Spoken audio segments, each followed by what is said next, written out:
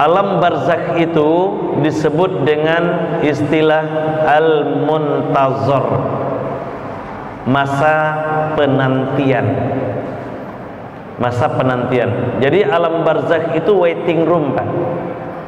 Masa-masa kita menunggu pengadilan Allah Subhanahu wa taala nanti di padang mahsyar. Apa yang akan kita lakukan di saat al-muntazar itu? Apakah kita akan bersantai-santai, berleha-leha? Ternyata tidak, Pak Ibu. Mulai awak dikuburkan oleh saudara-saudara kita sampai kita dibangkitkan nanti di padang mahsyar, dikumpulkan di padang mahsyar di yaumul jaza, kita akan memulai membayar DP azab kalau kita akan diazab, dan DP nikmat kalau kita memang akan mendapatkan nikmat dari Allah Subhanahu wa taala. Maka benarlah firman Allah surah yang ke-50 Qaf ayat yang keempat. Kata Allah Subhanahu wa taala, qad alimna ma tanqusul ardu minhum wa indana kitabun hafiz. Kami tahu apa yang dimasukkan ke dalam liang lahat, apa yang dimasukkan ke dalam perut bumi itu. Wa indana kitabun hafiz, dan kami punya catatan tentang ia. Jadi Bapak Ibu, setiap orang yang dimasukkan ke dalam liang lahat ada catatannya masing-masing, dan itu sudah ditetapkan oleh Allah dalam surah yang sama Qaf ayat yang ke-18. Ma bikum min qaulin illa ladaihi raqibun atid. Ada malaikat raqib dan atid yang selalu menemani perjalanan hidup kita, yang siap mencatat apapun aktivitas kita. Dan besok Bapak Ibu, di saat al-muntazar itu akan dibentangkan catatan amal kita itu lagi. Jadi catatan awak di permukaan bumi ko, besok di padang mahsyar, di alam barzakh akan dibentangkan lagi. Dan catatan itu Bapak Ibu diklasifikasikan menjadi 4 bagian. Dan itu ditandai dengan hancurnya anggota tubuh kita. Maka setelah kita dikuburkan oleh saudara-saudara kita, maka Allah akan mengirim 2 makhluknya. Pertama malaikat mungkar dan nakir, yang kedua cacing-cacing tanah. Malaikat mungkar dan nakir untuk menginterogasi kita, menanyai kita, meminta pertanggungjawaban kita. Cacing-cacing tanah tugasnya menghancurkan anggota tubuh kita. Dan hebatnya Bapak Ibu, kata Imam As-Sa'adi ketika beliau menafsirkan firman Allah surah Qaf, surah yang ke-50 ayat yang keempat ini, anggota tubuh kita ini akan dihancurkan oleh cacing-cacing tanah. Dan bagian pertama dari seluruh anggota tubuh kita ini yang akan dihancurkan, digerogoti, diurai oleh cacing-cacing tanah itu adalah maidatihim, lambung kita ini. Jadi bagian pertama yang akan digerogoti oleh cacing-cacing tanah itu adalah lambung kita. Kata Imam As-Sa'adi, ini adalah tanda bahwa bagian pertama yang akan kita pertanggungjawabkan nanti di hadapan Allah Subhanahu wa taala, segala sesuatu yang berkaitan dengan lambung. Apa yang awak masukkan ke dalam lambung awak? Ba'a caranya awak memasukkannya ke dalam lambung awak, ba'a caranya beku awak mengeluarkan dari dalam lambung awak, itu akan menjadi bagian pertama yang akan kita pertanggungjawabkan di hadapan Allah Subhanahu wa taala. Bapak Ibu, semuanya sudah dituntunkan oleh Allah, baik di dalam Al-Quran, juga sudah dituntunkan oleh Rasulullah di dalam hadis-hadis beliau. Apa yang akan awak masukkan ke dalam lambung sudah ada tuntunannya.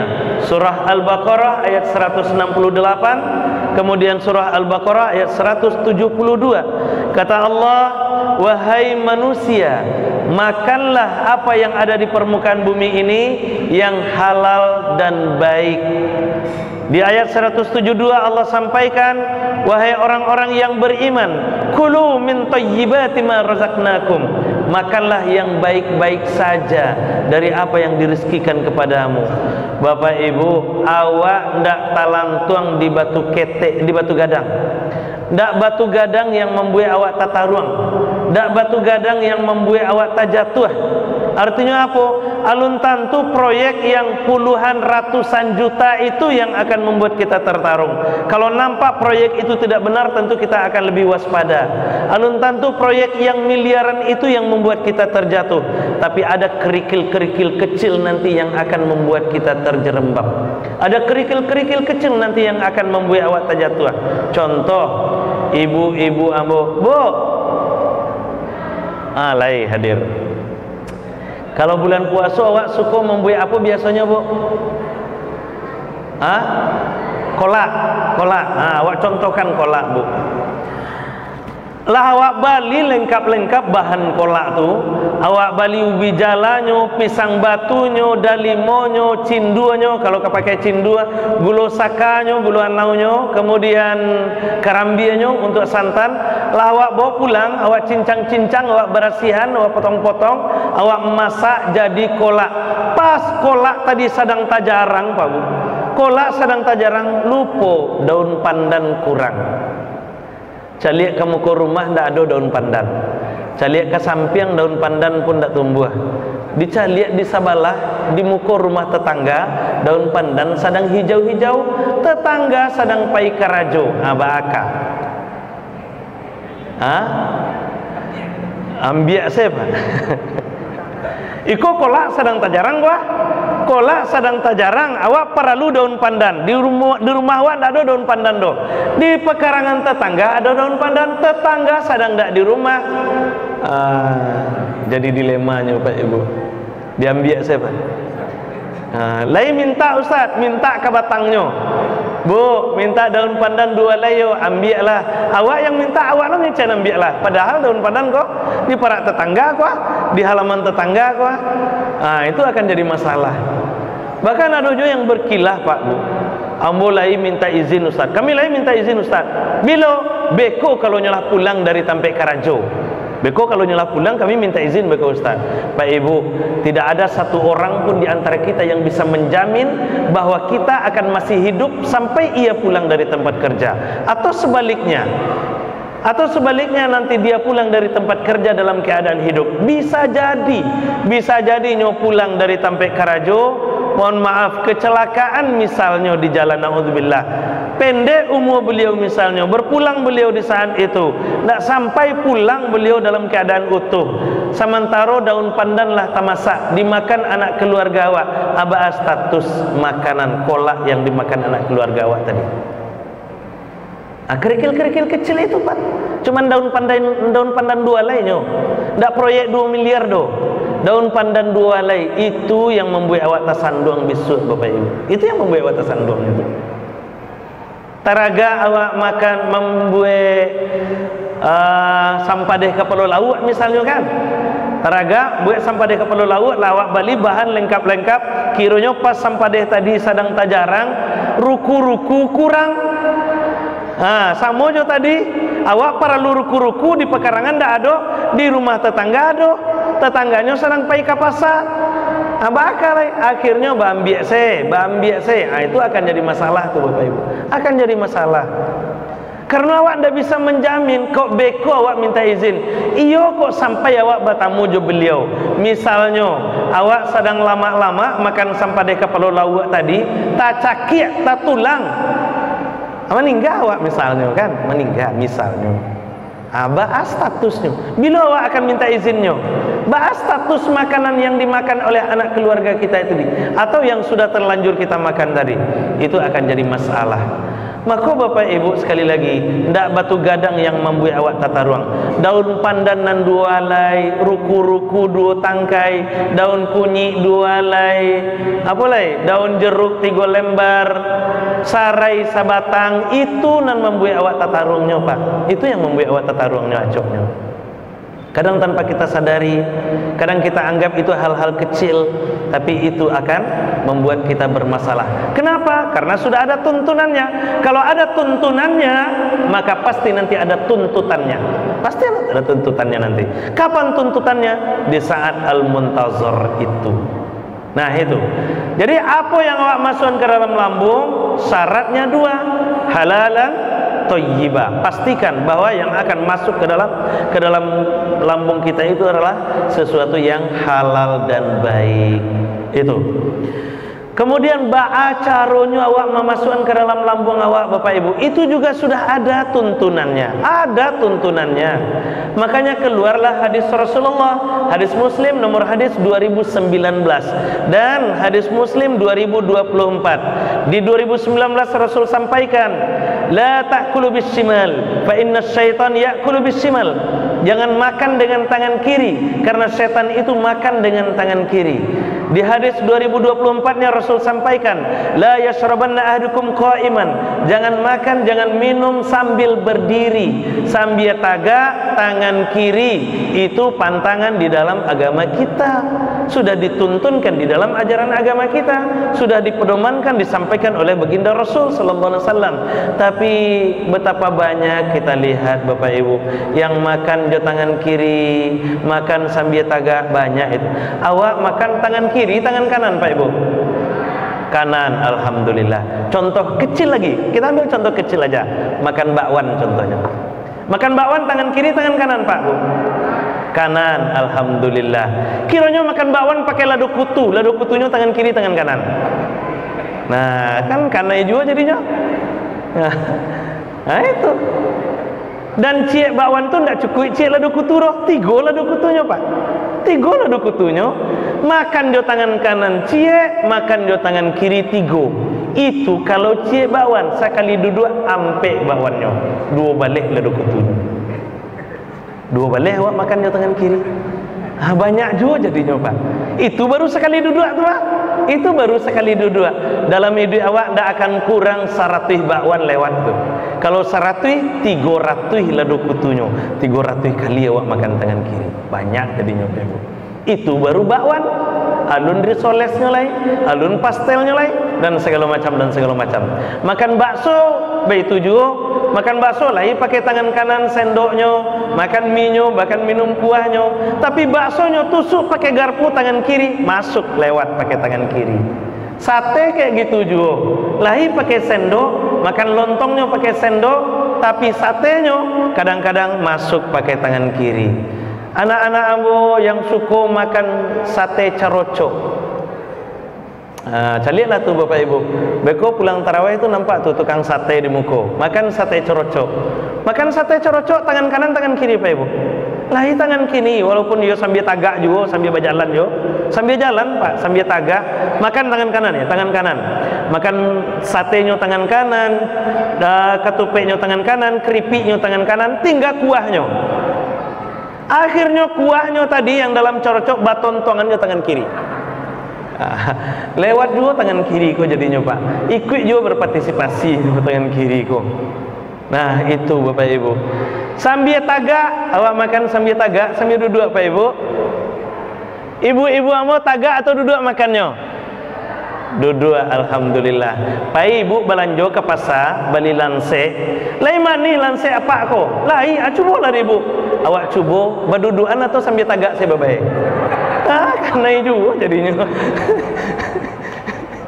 Sambil tagak. Bacubo tuh lansek bacubo, jeruk bacubo, apa lagi? Beli rambutan bantu itu juga, bantu itu Pak Ibu. Beli lengkeng bacubo juga, pakai kadang-kadang sambil tagak pakai tangan kiri loleh. Itu luar biasa Pak Ibu. Sudah ada tuntunannya, hadis Muslim 2019 dan 2024. La ta'kulu bisyimal fa inna syaitan ya'kulu bisyimal. La yashrabanna ahadukum qa'iman. Ketika ada tuntunannya, maka nanti pasti ada tuntutannya. Tuh, itu yang kedua. Yang ketiga, ba'a caronyo awak mengeluarkan dari dalam lambung awak. Itu juga sudah dituntunkan di dalam hadis Rasul. Mengeluarkan dari atas, misalnya lewat mulut, meludah saja Pak Ibu, meludah. Itu kan banyak kasus-kasus meludah itu. Dan sudah ada hadis riwayat At-Tirmizi nomor 16. Kata Rasulullah sallallahu alaihi wasallam, "Al-basqu 'anit tariqati af'alaiha ratmuha." Hadis At-Tirmizi nomor 16. Meludah di jalan itu adalah sebuah kesalahan dan kita akan dituntut karenanya. banyak awak calik Pak Ibu. Jangankan di jalan, sambil naik onda meludahnya. Sambil naik onda Pak, sedang kancang-kancang naik onda, tabatua meludah saya dari atas Honda tuh, tabang-tabang ludahnya. Kawan di belakang tak pakai helm. Kawan di belakang kan, aduh kawan di belakang naik Honda, lo tak pakai helm. Pas kawan kau sedang menguok lo, kan kacau tuh jadinya kan. Kacau jadinya. Maka kesadunya harus kita pertimbangkan. Walaupun itu mungkin menurut sebagian kita itu hal-hal yang kecil saja, yang kecil. Jadi itu makanya meludah itu ada tuntunannya, hadis At-Tirmizi nomor 16. Kemudian lewat bawah juga seperti itu Pak, lewat bawah juga seperti itu. Maka keluarlah hadis riwayat Abu Daud 5236 nomor 5236. Kata Rasulullah sallallahu alaihi wasallam, kalau kamu akan buang air maka cari tempat-tempat yang tertutup. Kalau kamu akan buang air maka cari tempat yang tidak ada lubang, karena dikhawatirkan ada hewan di situ. Pak Ibu, banyak juga wak caliak yang kasus pelanggaran hadis ini. Kadang-kadang di balik bungo saya nyoba dek kawan, di balik batang kerambi saya nyelapehan dek kawan. Kalau di rumah, oke, di rumah awak ada WC, awak pergi ke WC. Tapi pas awak pergi ke luar kota mencari WC payah, akhirnya balapehan saya di balik batang kerambi ya Pak. Di bawah batang kerambi aku kiranya samui sedang bercengkrama jo keluarganya, jo anak-anaknya sedang begalui-galui samui tadi, awak buang air di situ. Bagi awak iyo sakete Bapak Ibu, bagi samu je banjir Nabi Nuh tu mah angin lo le kan. Itu makanya hati-hati, jangan sembarangan, jangan sembarangan. Sudah ada tuntunannya. Maka kalau akan buang air cari tempat yang tertutup, cari tempat yang tidak ada lubang, karena dikhawatirkan ada makhluk yang teraniaya. Kalau Allah memuliakan, walaupun mungkin menurut awak samui itu tidak barago, tapi Allah sudah memuliakannya, Rasul ingin menjaganya, makanya keluar hadis Abu Daud 5236 itu. Kalau tidak akan mungkin Rasul menjaganya, mengeluarkan hadis seperti itu. Maka kalau Rasul menuntunkan, kewajiban kita mengamalkannya. Kewajiban kita mengamalkannya. Masuk kamar kecil, dahulukan kaki kiri baca doa. Keluar dari kamar kecil, dahulukan kaki kanan baca doa. Ada lengkap semuanya tuntunannya di dalam ajaran agama kita. Kita hanya menjalani. Dan Bapak Ibu, apa yang akan kita masukkan ke dalam lambung sudah dituntunkan di dalam Al-Quran, Al-Baqarah 168 dan 172. Bagaimana cara kita memasukkannya ke dalam lambung kita, ada tuntunannya.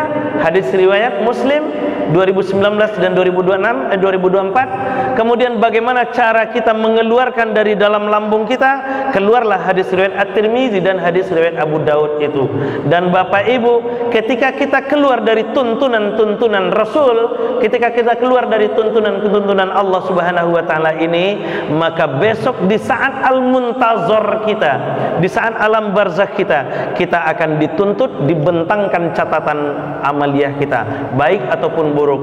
Apa tanggal sekian bulan sekian buang air di balik batang kerambi, ada catatannya tuh Pak. Ada tuh. Ibu fulana tanggal sekian bulan sekian makan rambutan sambil tagak, ada tuh catatannya tuh Bu. Besok awak akan mempertanggungjawabkan. Maka sebelum pertanggungjawaban itu datang, mari kita perbaiki catatan-catatan kita itu. Kita isi catatan-catatan amaliyah kita itu dengan catatan-catatan amal terbaik kita, sehingga alam barzakh kita, al-muntazar kita yang itu tidak singkat, karena kita tidak tahu kapan kiamat itu datang, bisa kita lewati dengan indah tentunya. Tapi kalau tidak, tentu alam barzakh al-muntazar ini akan kita lewati dengan sangat mencekam. Bapak Ibu, barangkali karena waktu yang membatasi kita, ini sajalah dulu yang bisa kita bicarakan pada pertemuan kali ini. Mudah-mudahan ada manfaatnya buat kita bersama.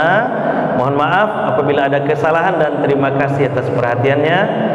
Alhamdulillahirabbil alamin. Subhanakallahumma wa bihamdik, asyhadu an la ilaha illa anta astaghfiruka wa atubu ilaik. Assalamualaikum warahmatullahi